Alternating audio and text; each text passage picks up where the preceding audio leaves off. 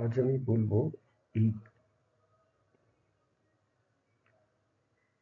ये जो कार्ड देख रहे हैं इसका वायरिंग डायग्राम বলার জন্য চেষ্টা করব উইথআউট পিএলসি ছাড়া এটা কিভাবে কাজ করে সেটা আমি দেখানোর জন্য চেষ্টা করব।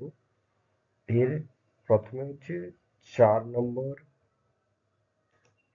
প্রথমে হচ্ছে এই 4 4 নম্বর এবং এই 5 নম্বর টার্মিনালে এখানে হাই ভোল্টেজ ডিসি ইনপুট হয় আর মোটরে যায় এক নম্বর এবং 2 নম্বর 1 নম্বর এবং 2 নম্বর আউটপুট মোটরের জন্যই যায়। এটা হচ্ছে একটা এমপ্লিফাই। এখানে অলরেডি লেখা আছে brush type PWM servo amplifier advance motion control. এটি একটি সার্ভো মোটরের স্পিডটাকে কিভাবে এই এই যে ট্রেনকে পোর্ট আছে এই পোর্টের দ্বারা স্পিডটাকে ভেরিয়েবল করা হয়, সেটা আজকে বলার জন্য চেষ্টা করব।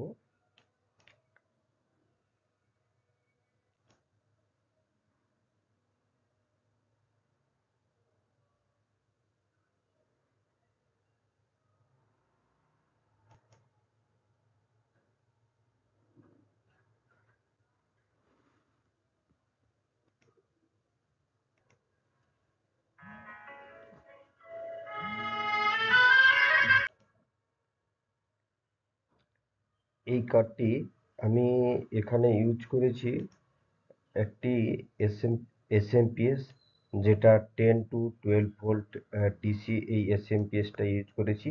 আর এটা হচ্ছে একটি 10K ভেরিয়েবল রেজিস্ট্যান্স। এটা হচ্ছে 10K ভেরিয়েবল রেজিস্ট্যান্স। এটা দিয়েই এই 10K ভেরিয়েবল রেজিস্ট্যান্স এটা দিয়েই মোটরের স্পিডটাকে কন্ট্রোল করা যায় এই 10K পোর্ট দিয়ে। তো এর জন্য আমি কি করেছি, এই মোটরটাকে রিভার্স আর ফরওয়ার্ড ঘোরানোর জন্য আমি দুটো রিলে ইউজ করে নিয়েছি।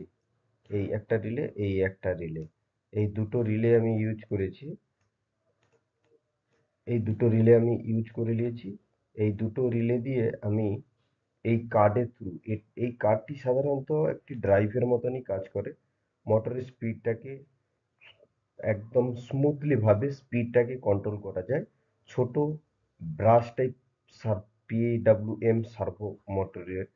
এটা আমি এখন কি করেছি, এখন আমি ফরওয়ার্ডে ঘোরাচ্ছি। সেই কারণে 5 নম্বরে নেগেটিভ চলে যাচ্ছে, 4 নম্বরে পজিটিভ সাপ্লাই যাচ্ছে। আমি যদি এটাকে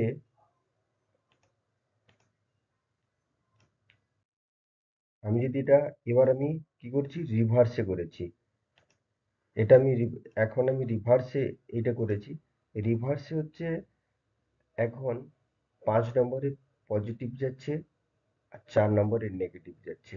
তার সঙ্গে সঙ্গে এই 2 আর এখানে যে 11 12 13 এটা একসঙ্গে হয়ে এই relay relay through relay through short হয়ে এই কার্ডটাকে এনার্জাইজড করেছে।